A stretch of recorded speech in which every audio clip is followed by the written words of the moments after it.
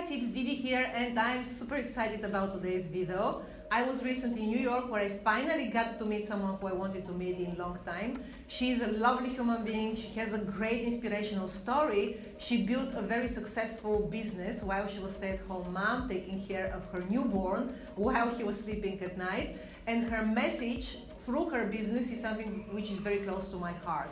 If you want to learn more about how to help your children with growth mindset, or what is the common struggle among parents with their children's internal talk, or if you want to know more about how to get clear about the things you want to do or how to build a business while you're a stay-at-home mom, which sometimes is the first time in our lives when we can really stop and think about the future because we've always been so busy working in a career outside of home, then I think that you're going to love this video. So let me introduce you to the one and only Alexandra Eidens. Alexandra Eidens is the co-founder of the Big Life Journal, a company she created together with her husband Scott. Their mission is to equip children with skills they need to live their dreams.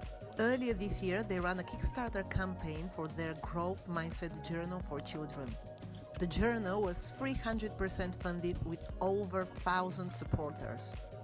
In the matter of months, they sold thousands of copies around the world. A number of schools are already incorporating this journal into their curriculum. In October, which is a bullying prevention month in the US, the Big Life Journal was featured on several American TV channels as a product which inspires children to be kind.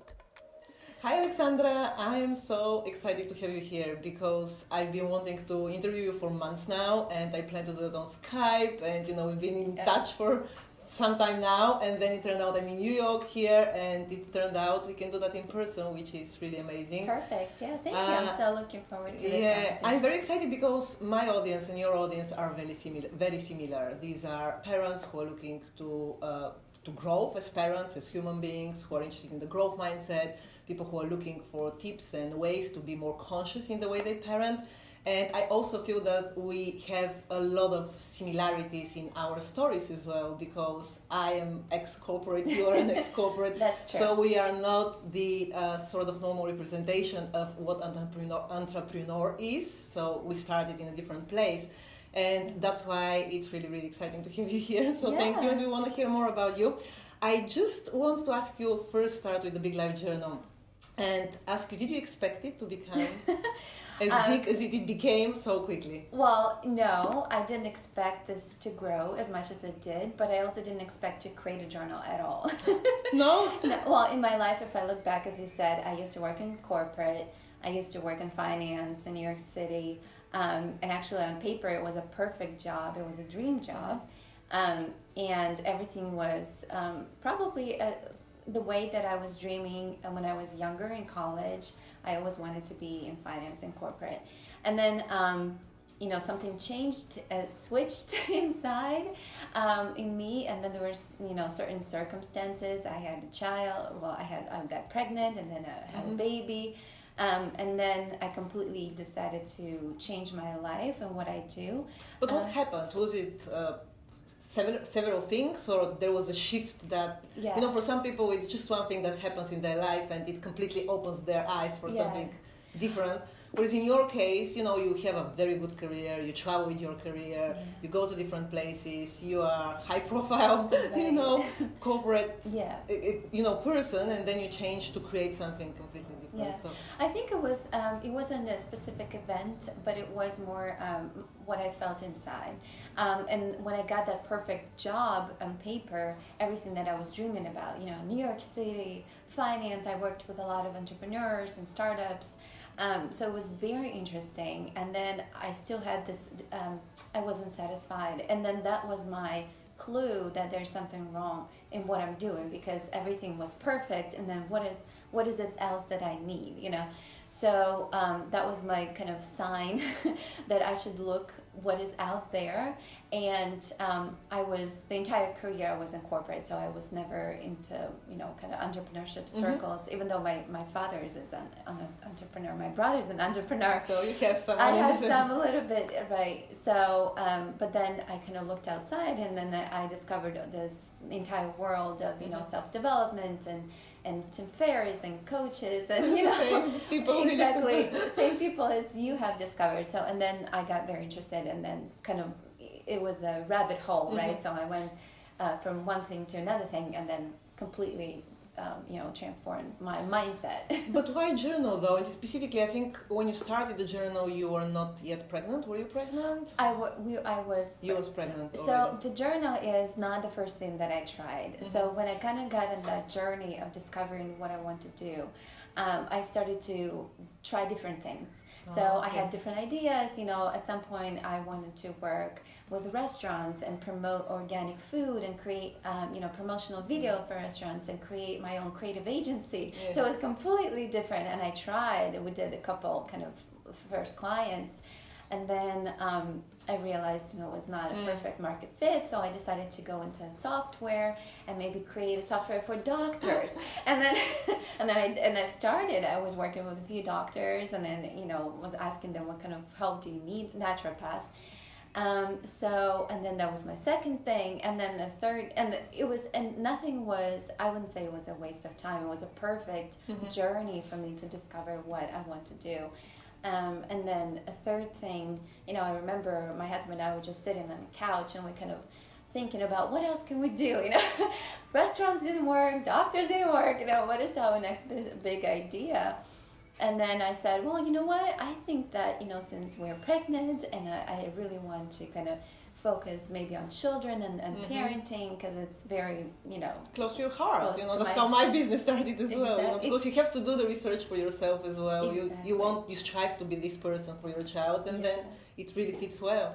Right, and then at that time we were very much into self-development, and we were thinking, what does exist for children that would be very similar to what exists for adults. Like, there's a 5-minute journal, there's all these different things that are for adults, and we were thinking, well, does this exist for children? And then apparently it didn't, so we were well, we're gonna make something, So that's how it all came about, kind of brainstorming ideas. So how long between conception and where you are now? Right. So we had, so I was pregnant, I think it was 5 months pregnant when we decided to do this. And I knew it was going to be hard because I still worked at my job. And then, it's a new business and I am pregnant. So, but then we said, okay, we want to do a Kickstarter, because Kickstarter is a very great kind of platform for new ideas, right, to validate, because that's what we needed. We needed validation. Sure. We thought it was a great idea, but we needed customers to tell us that. So we decided to do a Kickstarter, and the Kickstarter was fell into the last month of my pregnancy. So I was 8 months pregnant, between 8 and 9. And I was just praying that I'm not going to be early so that we can last till the end of the Kickstarter. And then it was exactly my due date, and then the Kickstarter was over like the next day. So that was the first Kickstarter. I remember that. When I met you, and you were one of the first people that believed in what we were doing. Of course, I really loved it. When you reached out, Alexandra reached out to me when it was about a year ago. I actually I talked about the journal in one of my videos then, because I really loved it, and they said, wow, when people think about creating something which has such an impact, and it has impact on parents, but in children, which is the next generation, which is after all the generations to follow, there will be the foundations for that. I really love the whole idea, and I've been watching you growing into that. And 3 days ago when we finally met in person and had the opportunity to talk to you, I was like, wow, what you achieved in such a short time, it's just incredible. And I hope you know that, and you sort of recognize it, because so quickly we forget about the things we achieve, and then we just move to the next thing. That's true. I think the celebration is very important. So then you did the second Kickstarter. So the first one we failed. So it was. But that didn't stop you. It didn't stop us. So the reason, and there were several reasons why it didn't go as expected. But at the end of the day, I was approaching my due date, and I was started to be focused on, what's Having going to a happen child. to having a child. So I wasn't, devastated. Didn't have time to get devastated. So we had a child, a baby, and then we knew that it was a good idea because there were people who were extremely interested in what we were doing. So we said, well, there's like even 10 people who are extremely interested and supported our first Kickstarter, then there should be more, right? So then we said, okay, we learned some things from our first experience, and let's do the second one, and you can do that, right? So we had a second Kickstarter, and it was extremely successful. We were 300% funded, even though we had a higher goal, and then after that it's just blooming, yeah. Away, So now you have requests from schools as well. Because the growth mindset is built upon the mindset, the book by Carol Dweck, right? Yes. And every parent, every teacher, every coach needs to read that book. Yes. According to me, I guess according to you as well. So exactly, that's the book that was the inspiration for everything. And there's definitely a lot more than just growth mindset in the journal. There's also a confidence and self-esteem but the kind of underlying theme between, in the journal is the growth mindset.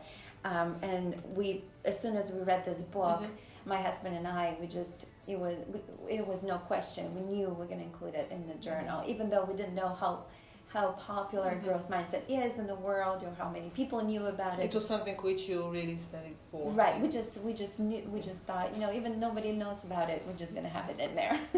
I love it. And tell me how knowing about the growth mindset, apparently once you read the book and you believe in it, you're a new person in a way, when you're more aware of how you need to address children and how you need to even address yourself, think about your spots of being fixed on fixed mindset or growth mindset. But how you personally as a parent of a little child strive to implement the growth mindset knowledge in your day-to-day parenting. So what are a few things that... Yeah, so I think that the good thing about growth mindset is that it's never too early to start with your children. And it's the one of the biggest ways that parents can instill a growth mindset in children is the way that we praise them and the way that we respond to what they do. So basically giving them feedback, right? So that helps because they do listen to what we say and how we assess things. So that's how they absorb, the messages from us based on, how we respond to what they do. So praising is a very easy way to make sure that you kind of instill the right mindset in your child. However, it's never going to be perfect growth mindset in anybody. So somebody that should remember, it's always a journey. And even Carol Dweck, who is the author of this book, and she does all the research. Even she always keeps saying, please don't think that it's always black or white, fixed or growth. And there are certain areas when we can have a more fixed mindset and it's fine. Absolutely, and yes, absolutely. So you can only strive to be more growth mindset or to have your child to have more of growth mindset than fixed. But it's okay to, have some tendencies of both.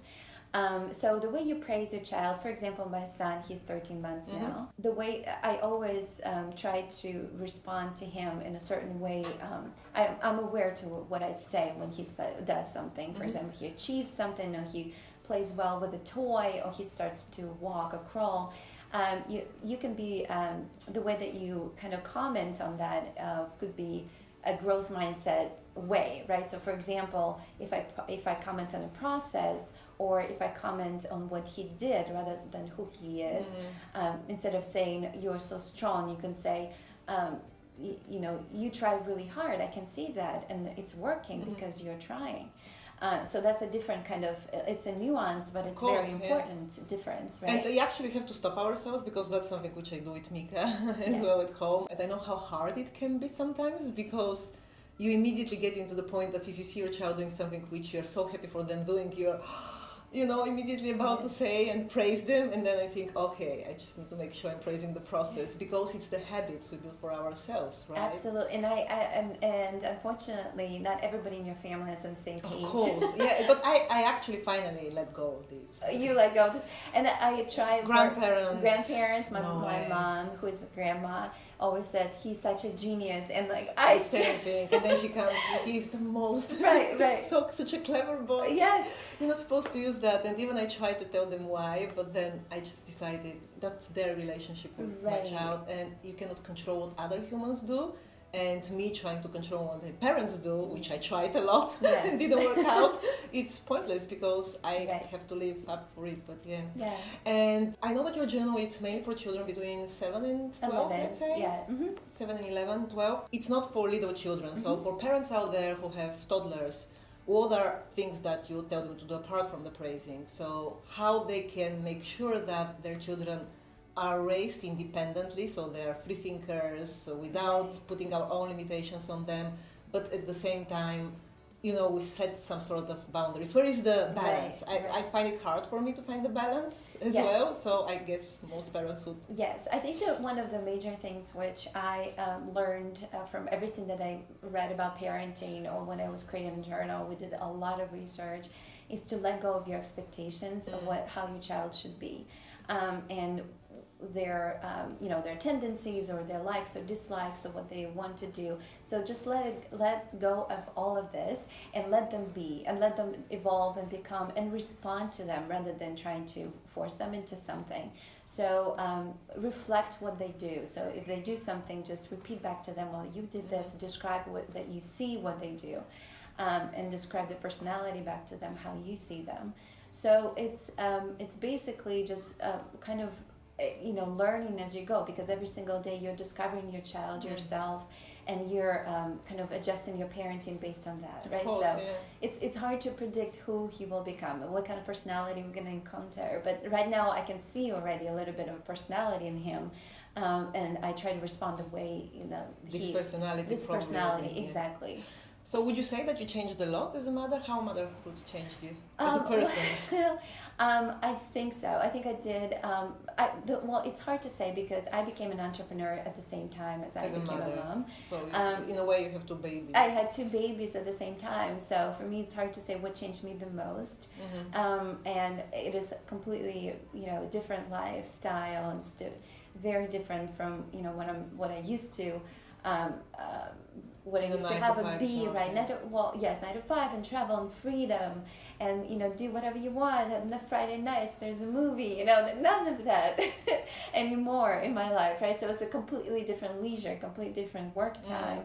I work at night, so basically before recently my husband just quit a job so he can help with the journal, but before recently I was a sole caretaker of my son, so I couldn't work during the day, so I could only work when he goes to bed. So it's definitely, I'm the morning person. I'm very productive in the morning. Which was taken right now it's completely shifted, so I can work from 8 p.m. till 2 a.m., 3 a.m. So at night I'm barely awake, and this is like my time to work, So it's definitely challenging. You've done something which a lot of people wouldn't even try, because having a child is such a 24/7 job anyway. And sometimes everything is outside of your control. When you have a baby, you don't know whether they'll cry, they'll wake up. So a funny story, because on the way here we drove, and I had a call with a distributor in Hong Kong, because they're interested in distributing journal in Asia.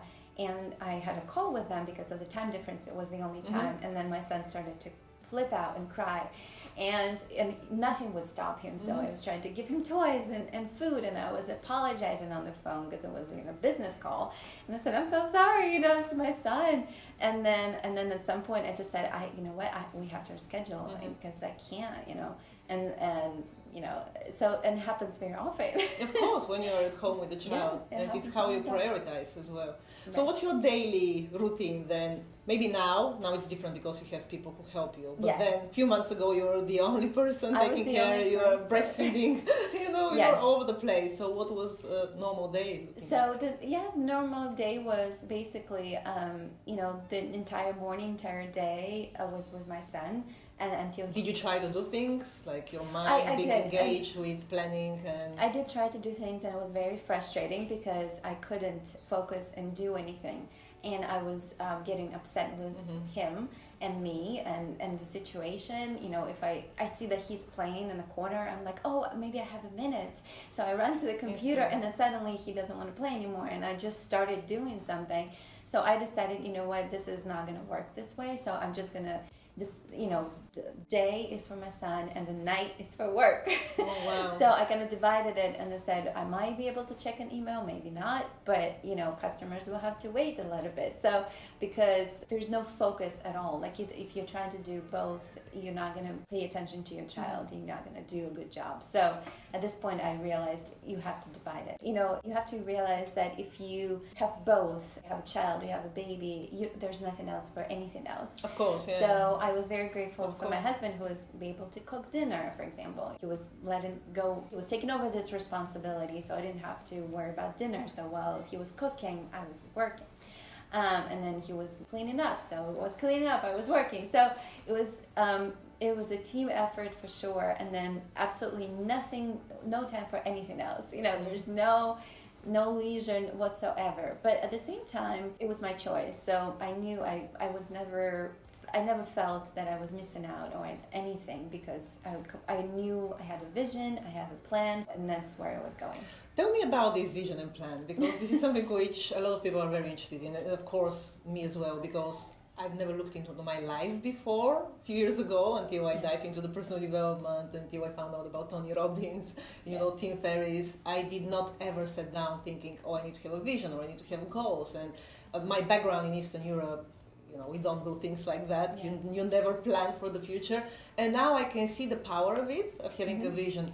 At the same time, were you clear on your vision when you had it, or it was more clear about the general things about what you want to achieve rather than how you're going to achieve it? Well, what's your vision process like and goal setting process like? And I think that the vision part is very important to have if you're trying to make bold decisions in your life. Like, for example, when I quit my job, it was a huge decision, right? Of course, especially because normally we are the average of the 5 people we are with. Yes. And when you work in corporate, the average people are your friends from corporate. Right. And so you need to divorce your friends in a way. Absolutely. It's very similar to your story.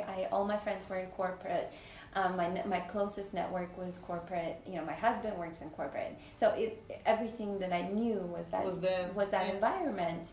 And then suddenly when I decided to quit and then started, telling some of my friends about it, not that they were not supportive, but they didn't even know how to respond. They were like, okay, interesting. But then they couldn't even, say anything, no advice, nothing, because, they didn't know that world, right? So I was going somewhere completely else.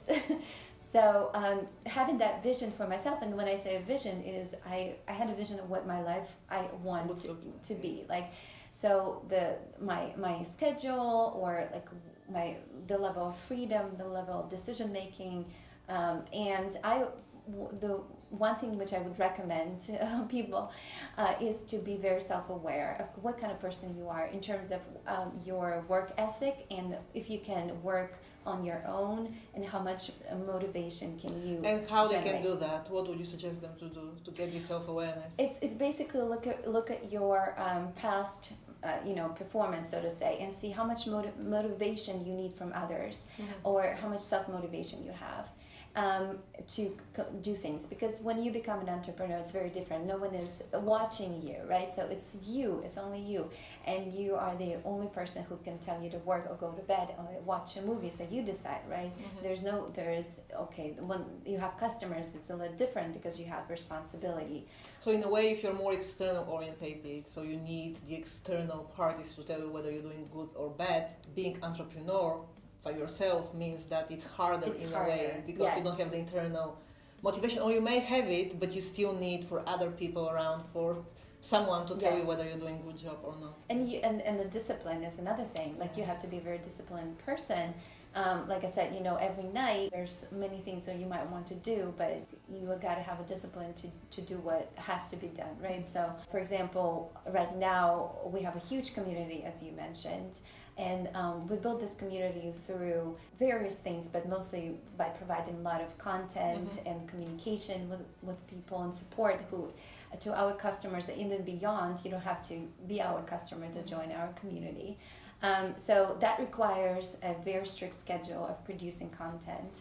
Every Friday we have a blog, an article, we have printables, we have a newsletter coming. So the whole thing, and it has to work as a clock, and you can't miss a bit. But you made it that way, though, because you could have made it a different way. Exactly. That's how we decided we're going to do things. But if you decide, if you make a decision, this is what you want to do, you want people to, you create an expectation, right? So people expect from us certain things to come out on Fridays.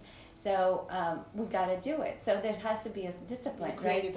On Thursday night, when I'm barely awake and I can't stay up any longer, but I have to because, on Friday morning we have to deliver, right? So there's no choice. So that kind of discipline, if you're self-aware, if you know that you have that innately in you, that will be very helpful, I think. To kind of realize that. What's your recommendation to people out there? Should they try their own thing? I know that entrepreneurship became very fashionable in a way these days, so a lot of people are jumping there, and a lot of people are jumping without testing. Like, for example, you tested different ideas while you still at the work, right? Yes. And then you came up with this creation, something which you did not even know you create, although you had a vision, and you made it happen. And a lot of people nowadays, I see that they say, okay, corporate is not for me because somebody painted this beautiful picture of being entrepreneur. But the fact is, the reality is that entrepreneurs, people like us, at least so far, we don't have time on Saturdays and Sundays. We do a lot of things that we are grateful for and happy for doing because that's what we chose. But at the same time, we don't have time for TV, for cinema, for any other books than personal development or growth books. So in a way, it's a choice. But if there are people out there who are with little babies or moms, because normally I think shifts happens for moms when they stay home, because that's the first time sometimes when they have time for outside of corporate job or 9-to-5 job. So if there are moms out there, would you suggest them to start trying? And if yes, absolutely. How?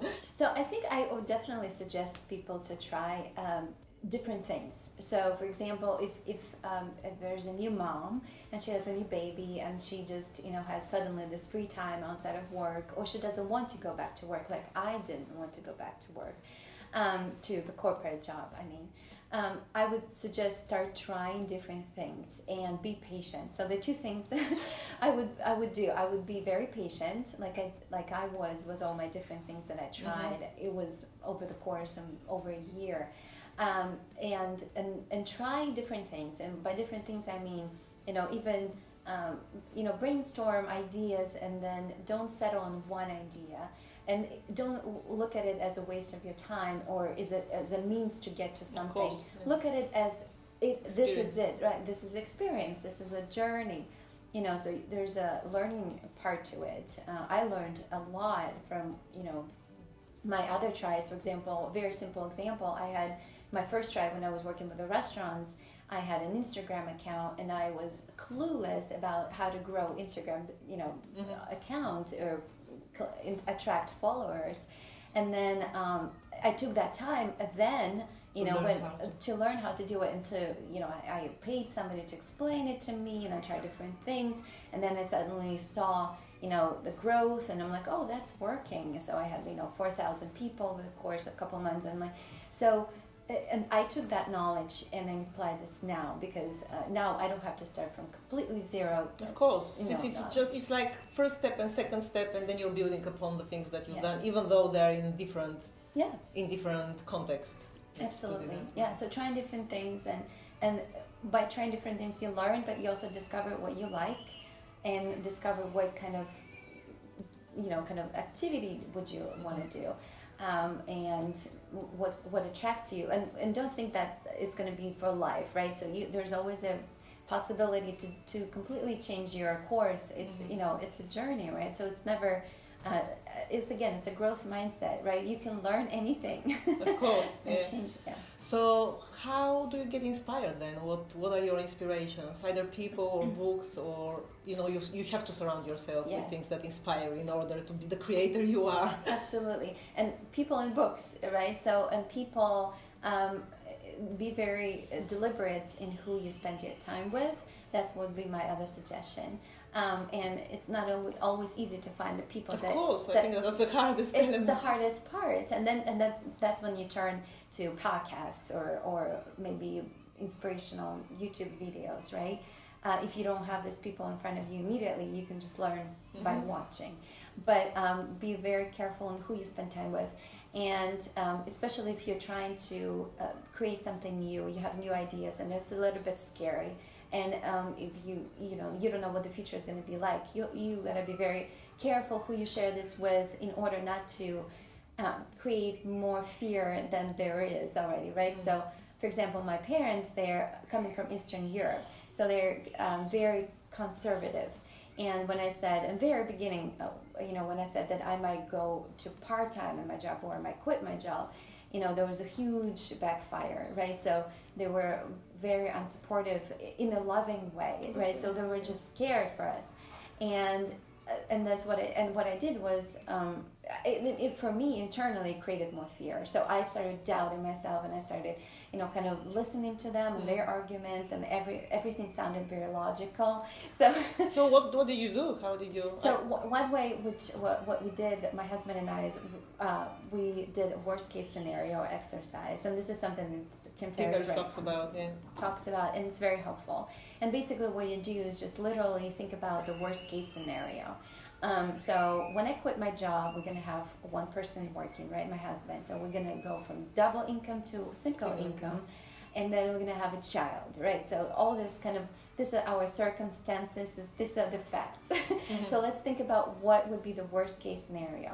The worst case scenario is when I don't make any money and maybe even spend money on the business, and there's only one income, right? So, and then even the worst case scenario, if he loses his job and there is no income at all, right, and we have a child. And you can brainstorm, and you can even... What are different things you can do? Different things you can do.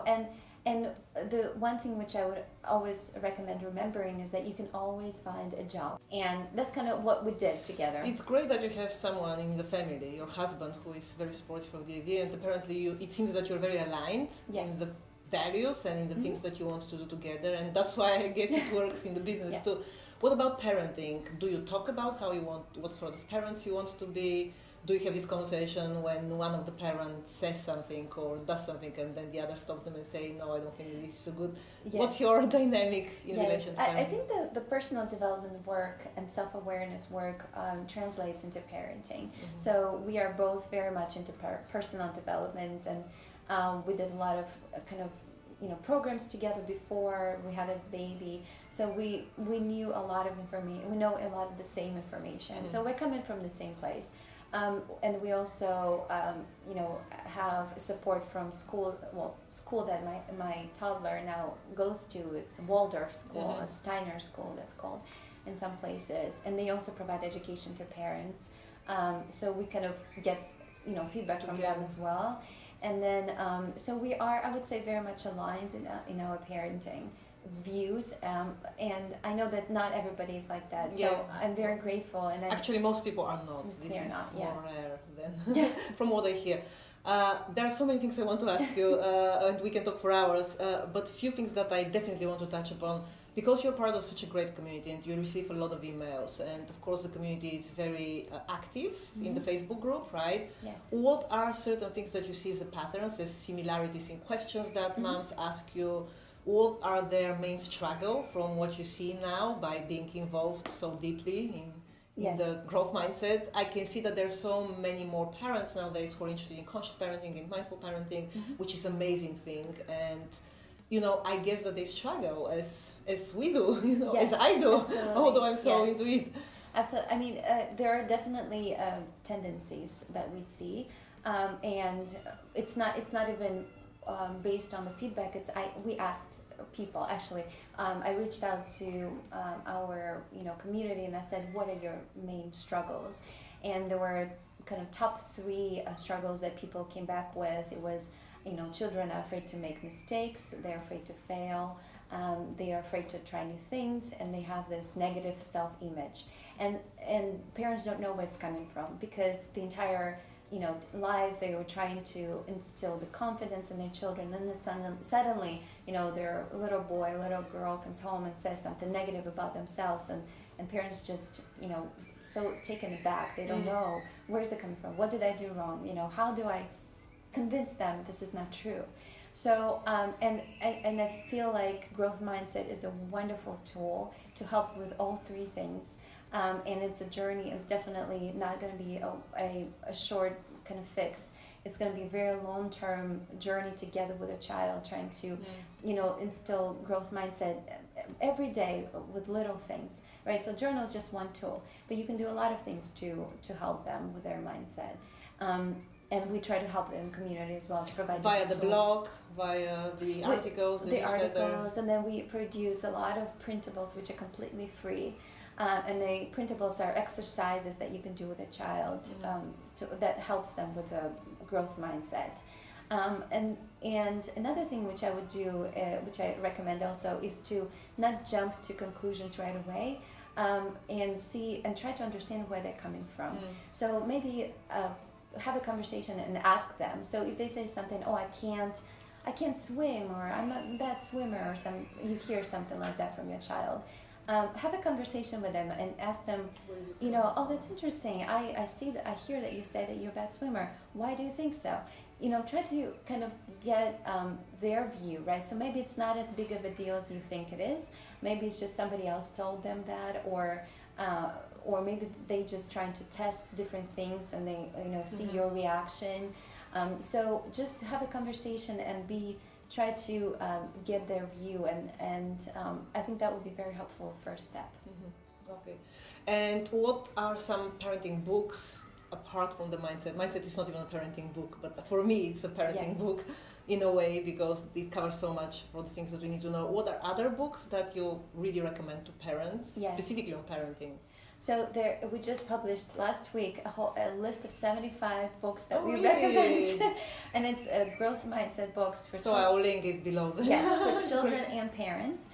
So there are books that are actually, besides growth mindset, there is a book which is called Grit by Angela Duckworth, and she's a colleague of Carol Dweck. They don't work necessarily together, but they work on the same things. She wrote a book about grit, and grit is it's a perseverance, right? So it's how to instill perseverance in children so they don't give up. So she does a whole research, and also as Carol Dweck, she studies this topic in detail, how to instill grit in children. So she has a book on that, and it's very helpful. But we do have a list of recommended books. That's amazing. Yeah. I think it's one of the tools that parents can find and then read for themselves.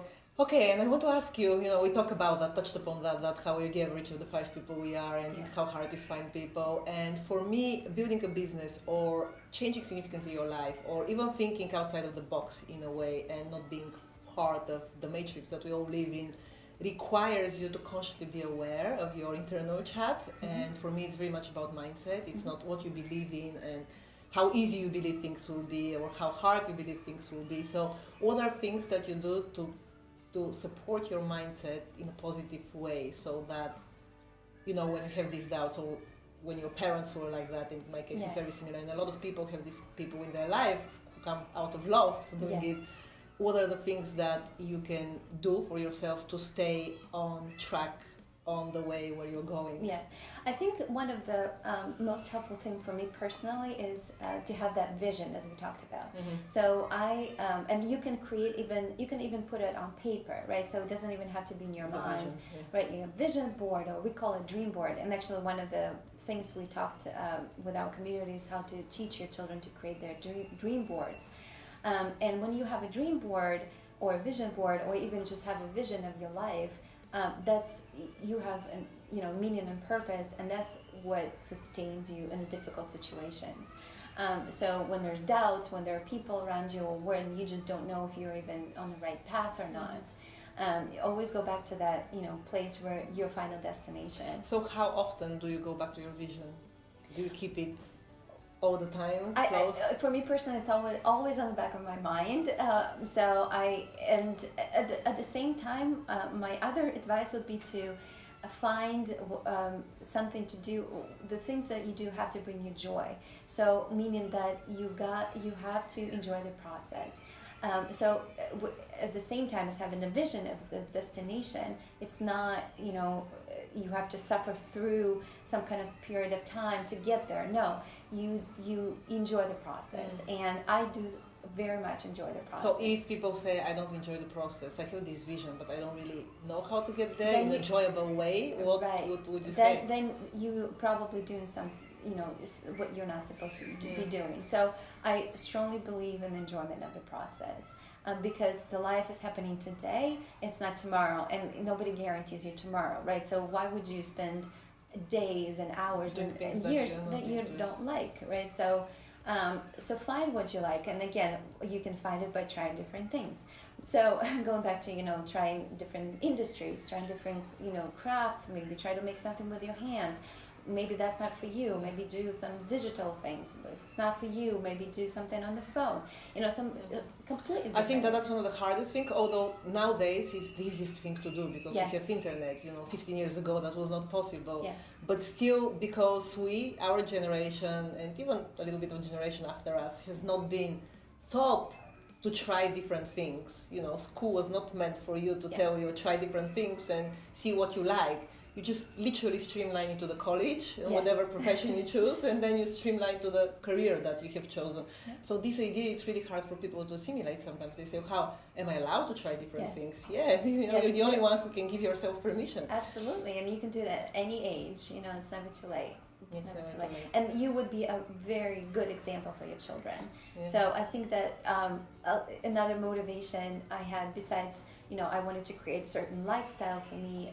I also always knew that I wanted to be an example for my children, of course, for my child. And I don't want him to see a mom who's miserable in her job and, just thinks that she has to do it because for whatever limitations in my mind. I wanted to create an example for him that he can do anything, absolutely anything. And the only way to do it is if you do it yourself. Yes. So what are your thoughts on the law of attraction then? Do you believe? I know we talked about that recently because I discovered it recently. Yes. And do you think that from what you did, choosing to leap and jump from a secure career to uncertainty, building a business, even, journal that you did not know you built, and then becoming such a big thing now, and building this lifestyle that you've seen in your vision, do you think that this is part of the law of attraction? Do you believe in it? What's your... I do believe in it. I don't think about it very often. I feel like the good things come from a place of good intention and then action. Mm-hmm. So, there is a law of attraction. There's probably some truth to it.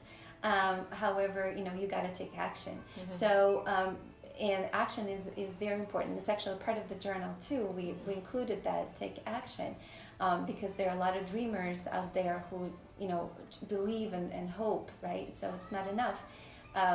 To have it in the mindset, you actually have to do things, right? So, but having that mindset of, universe is on your side, and there's, there are things aligning. Focus on the things you like, because I think law of attraction actually says take action, but take action from the right place. Yes. So action is a good thing, but if you're not in the right place, action is not going to help you. Yes, absolutely. Yeah. So did you expect it to grow so quickly? We didn't expect it, and absolutely not. It just completely blew our minds, and we are so grateful for the response, and we just. To be honest, I think we were lucky because we kind of created something that a lot of people needed.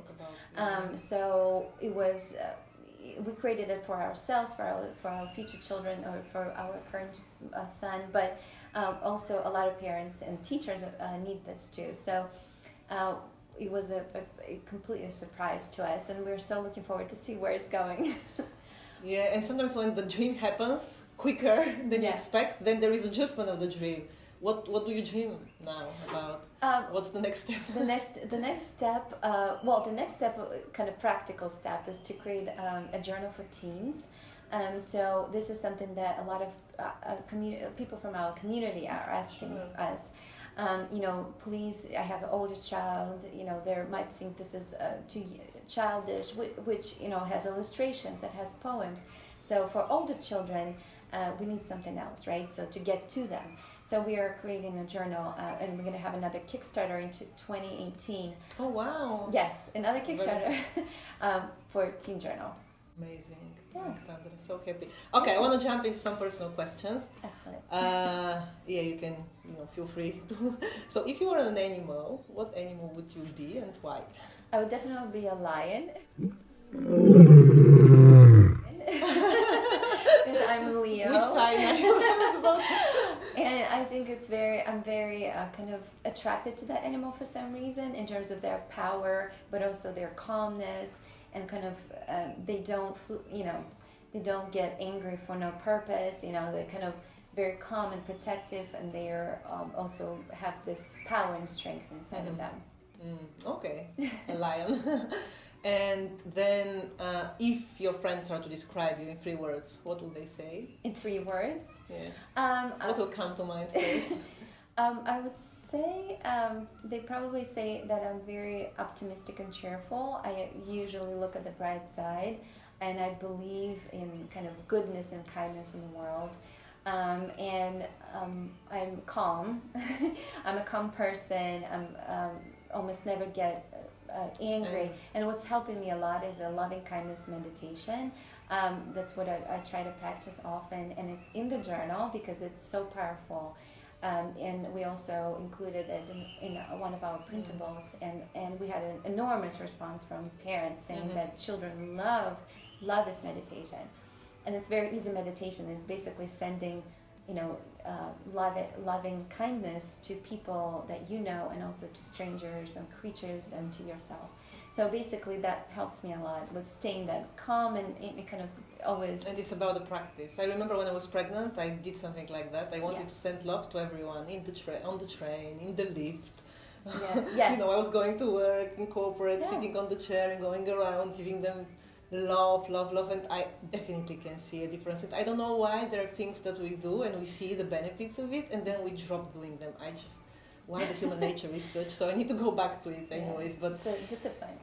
I wanted to also ask you, as a visionary, someone who gets to the places you want, what's your ideal mother, and where are you at that? Your own version. It's not anybody else's version, but I'm sure you have ideal version of who you want to be as a mother. Yes, I do have a vision of who I want to be as a mother, and it's a kind of a guide and supportive person to my child. So letting him be develop the way that he wants, on his own course, on his own terms, and kind of help him find his own personality and help him find what he likes. At the same time, be that guide and kind of person of authority in his life that he can always turn to if he has a question or he's not sure. So it's kind of like a rock that is always there, that I can always provide support, unconditional love, no matter what happens. I'm always on his side. And, but at the same time, never project my own fears or what I want him to become or what suggestions. That's the hardest part I see for me. Yeah, it's very hard, yes. In my parenting. Absolutely, but you asked about the idea. That's what you're striving for. Right. And then just your thoughts on education, because we didn't touch upon that. And for me, it's a big theme. And knowing you, I'm sure that it's going to be a big theme for you. What is your view on current education, and what are you going to do? So I'm very curious to see where it's going, because I know there's a lot of very new developments happening. There's Mission U by Adam Brown. It's a university of a new kind. And I highly recommend people to check it out. It's something that students can do now today. So it's not a future, it's already happening. So I'm very curious to see where it's all going, and I would like to participate as much as I can in this global conversation about education. Whether or not it's with the journal or the programs that we create. But I feel like it's going to transform enormously. Because of what is required for the future, right? And what kind of, assuming the technology, assuming what skills are required, what will be necessary for success. So I'm very curious to know where it's going, and I would love to. And what are your plans with Michael now? So he's going to Steiner School, Waldorf School? He's going to Waldorf at the moment, which they have, I don't know how much people know about Waldorf, but it's basically... I think it's pretty popular here. In London it's not but it's still one of the popular systems. In the US, and it's basically, it's building the creativity and imagination as much as possible, not focusing on academics immediately. So you're basically trying to develop, their imagination and creativity, and that's what I believe would be key to a success. And so we will do that for now, and then whatever happens, when he grows up, right? Whether we create something ourselves, I don't know. I'm not sure. I don't think we're going to homeschool per se, but I think that we will definitely, try to help find the solution for. But I see in you what I see in a lot of people around me who are similar to us, and I think we live in our own bubble in a way, because I see in you the same thing. You don't really trust the traditional education model at the moment. I think that, and there's nothing. I would say that. Exactly, the model, not teachers or educators, of course, right? It's the model. It's the model, and unfortunately, and I see that how many teachers in our community are trying to break through this model, and they're trying to, even with their own efforts, right? That's amazing. They turn into us for help, and they're saying, how can I help them to? They want to focus on the mindset. They want to focus on the soft skills, and teachers are great support. Working in this stiff environment than themselves doing it, so I think it's absolutely amazing. And yes, and I'm glad you see that, because you are more into it now. And again, for me, it's unschooling. It's not an option. So I really need to think deep and questioning what are the qualities I want to see in him, right? Because that's the most important. And that's why you have your own school. That's why I have my own school, and that's why in our own school, when you said the kindness, meditation, things like that, these are things that we explore to do as well, because it's harder with children when they're 2, 3, 4, 5, but still it's not impossible, and we do certain things with glitter and stuff like that to calm their mind. And now recently, when I'm here in New York, I went to this mindful center for sound meditation. It's something which I really want to explore with the children, because for children, sound, just focusing on listening to the sound could be a better option than just sitting in silence, right? So there are a lot of things I'm looking into it, and hopefully, probably we need to expand into primary school, but education for me, it's very important. And I think that the entrepreneur speaks in you, because when you don't find a solution, you create your own solution. Of course, instead of complaining. Yes. That's what a lot of people do. They complain and they don't take action. At least we complain, right. But we try to take action, and sometimes it fails, but that's okay too. We just need to say to people, how do you define success? Success to me is peace, internal peace, and feel a fulfillment. You feel fulfilled, and by fulfillment, I mean that you're completely satisfied with how much you are doing and how much you will be doing in the future. So there's no kind of sense that you are not doing enough, or you could be doing more for the world or for your own life. So that's the fulfillment to me. You're fulfilled in terms of you're doing as much as you want to do, and as much as you feel like your contribution is to the world. And then peace, internal peace, peaceful with yourself, peaceful with the person next to you, and peace with your decisions. So that's success beautiful. to me. Yeah, it's very, very similar to mine. Thank you so much, Alexandra. Sure. I can talk with you for hours. Absolutely. It's just I'm sure we need to do a second Next time edition. in New York, or go to When London. you come to London, hopefully you'll come. Absolutely. And where people can find you? So the best place to find is biglifejournal.com. It's our kind of hub. And I really invite people to take advantage of the Facebook everything group, that because we do. it's amazing. It's truly amazing. It's a communal effort. Help each other. Help parents helping each other to kind of on this journey, right? Together, we're all in this together. And so even if you don't buy the journal, you don't have to purchase anything from us. You can still take advantage of the printables, of the free information. Because a friend of mine just reached out when I posted in Instagram that I'm going to interview you there, and a friend of mine texted me. She said, "Oh, Didi, I tried to book to buy it. I'm really into this journal." They didn't know I know you, and I'm really into the journal, but we cannot get it in the UK. Is it out of order? You can. Well, so at the moment we are completely sold out. Oh, wow. It's a 4th print. It's been just completely, it blows our mind how much people want this journal. So, but we are back in stock in November, which is right before Christmas. But you can buy it from any point of the world. We will ship it to you. So our hub is in the United States, but we ship internationally, and we even offer free shipping options too. Okay, great. Oh, I'm super excited. Yeah. Thank you so much, Thank you, Alexandra. Didi. That was such a pleasure. amazing. And we'll do a second round. Thank you.